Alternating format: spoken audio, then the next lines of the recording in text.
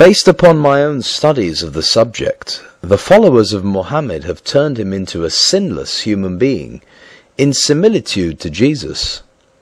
How accurate is their assertion?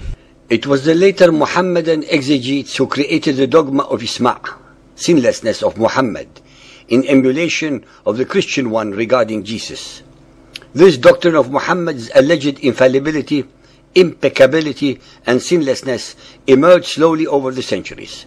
This doctrine, a total and undeniable perversion of reality and fact, is based only on dogma, and not on any truthful record, since the Quran and Ahadith themselves repeatedly and unequivocally state and show that Muhammad was only a man, a mortal, who suffered their strengths and weaknesses of fallibility and sinfulness. Muhammadan scholars have only themselves to blame for their unsuccessful endeavors at perverting and tampering with the historical and their own theological records by attempting to make Muhammad seem incorruptible and infallible, contrary to the evidence at hand. These distortions of the reports of the Ahadith are contrary to the Quranic verses which repeatedly declared that Muhammad was only a human messenger subject to human frailties and temptations. Ali Imran 3.144. Muhammad is no more than an apostle. Many were the apostles that passed away before him. Al-Kahf 18.110. Say, I am but a man like yourselves, but the inspiration has come to me that your Allah is one Allah. This verse shows clearly that Allah was already known as a God of the pagan Arabs long before Muhammad and his Quran.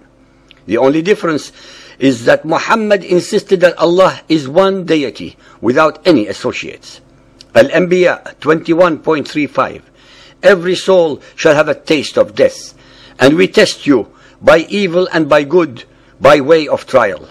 To us you return. Al-Ghafir 40.55. Patiently then persevere, for the promise of Allah is true, and ask forgiveness for thy fault, and celebrate the praises of thy Lord in the evening and in the morning. Al-Ahqaf 46.9. Say, I am no bringer of newfangled doctrine among the apostles, nor do I know what will be done with me or with you.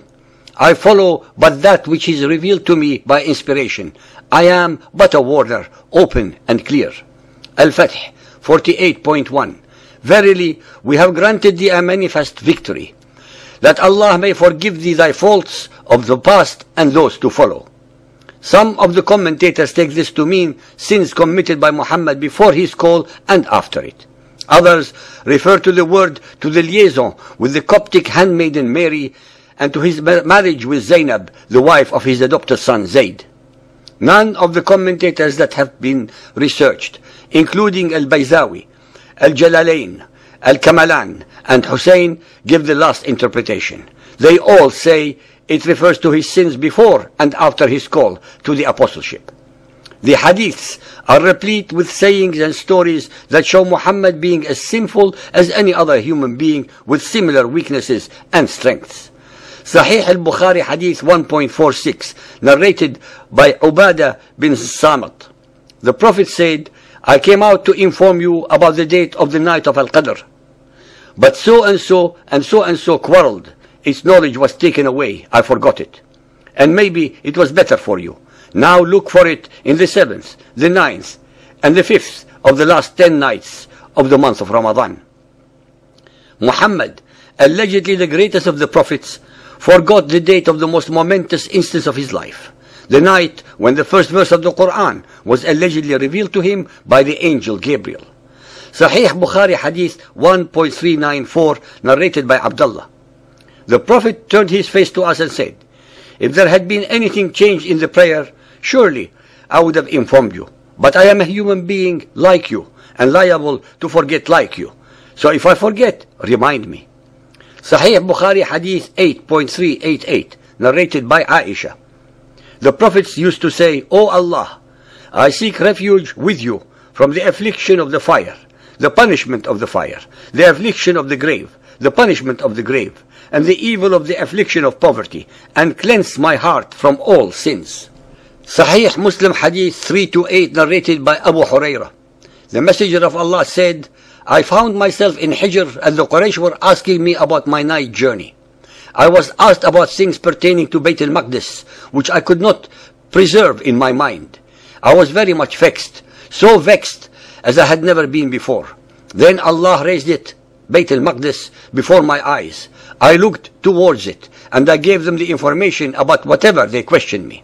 Yet again, Muhammad, the alleged greatest of all the previous prophets, who had only hours earlier just returned from his night mythical journey, already forgot what the Temple of Solomon looked like, although he had just declared that he had led all the other prophets in prayers there a few hours earlier. Moreover, the listener should be made aware that in the days of Muhammad there was no Temple of Solomon in existence, since it had already been destroyed by the Romans 550 years earlier. Muhammad was blatantly deceiving and lying to his followers. Sunan Abu Dawood Hadith 5036, narrated by Abu al-Azhar al-Anamari. When the Apostle of Allah went to his bed at night, he would say, "O Allah, forgive me my sin. Drive away my devil, free me from my responsibility, and place me in the highest assembly." Sunan Abu Dawood Hadith 5043, narrated by Aisha al-Mu'minin. When the Apostle of Allah awoke at night, he said, "There is no God but thou, glory be to thee. O Allah, I ask thy pardon for my sin, and I ask thee for thy mercy." Al-Tabari 6.75, Messenger, how did you first know with absolute certainty that you were a prophet? He replied, 2 angels came to me while I was somewhere in Mecca. One angel said, "Open his breast and take out his heart." He opened my chest and heart, removing the pollution of Satan and a clot of blood, and threw them away.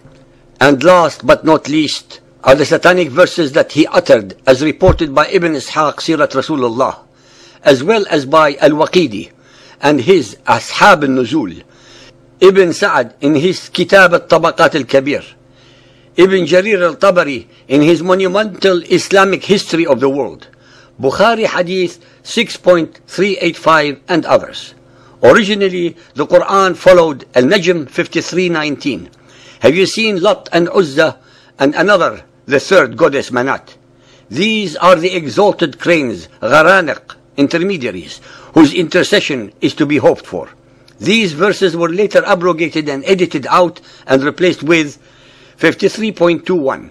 What? For you the male sex and for him the female? Behold, such would be indeed a division most unfair. There are hundreds more ahadith that reflect very badly upon Muhammad's character that no one can actually challenge, since they were not written by his enemies, but by the Muhammadan Muslims who had absolutely no reason whatsoever to make him deliberately look bad.